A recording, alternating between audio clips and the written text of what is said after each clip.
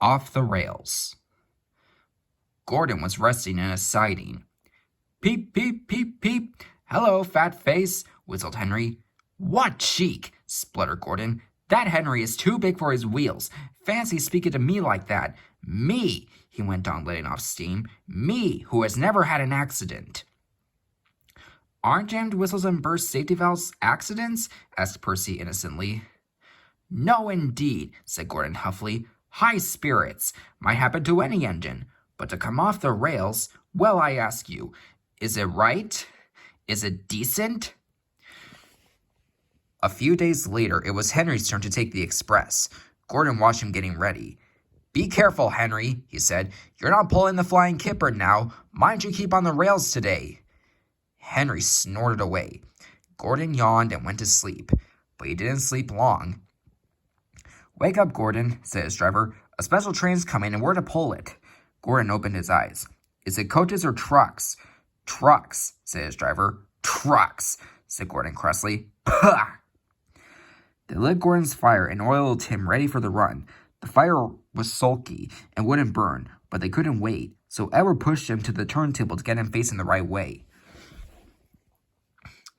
I won't go, grumbled Gordon. Don't be silly, puffed Edward. Gordon tried hard, but he couldn't stop himself being moved. At last he was on the turntable. Edward was uncoupled and backed away, and Gordon's driver and fireman jumped down to turn him round. The movement had shaken Gordon's fire. It was now burning nicely and making steam. Gordon was cross and didn't care what he did. He waited till the table was halfway around. I'll show them, he hissed, and moved slowly forward.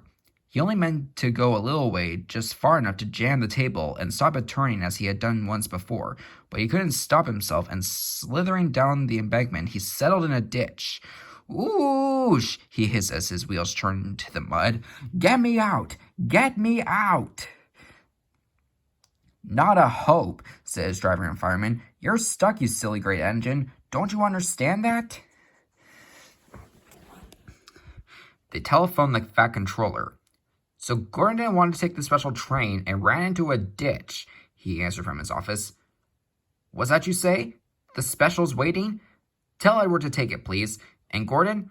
I'll leave him where he is. We haven't time to bother with him now. A family of toads croaked crossly at Gordon as he lay in the mud. On the other side of the ditch, some little boys were chattering.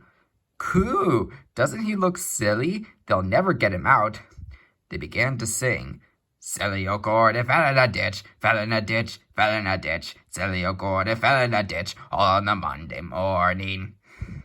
The school bell rang, and still singing, they chased down the road. Pshaw! Said Gordon, and blew away 3 tadpoles and an inquisitive newt. Gordon lay in the ditch all day. Oh dear, he thought, I shall never get out. But that evening, they brought floodlights. Then, with powerful jacks, they lifted Gordon and made a road of sleepers under his wheels to keep him from the mud. Strong wire ropes were fastened to his back end, and James and Henry, pulling hard, at last managed to bring him to the rails. Late that night, Gordon crawled home, a sadder and a wiser engine.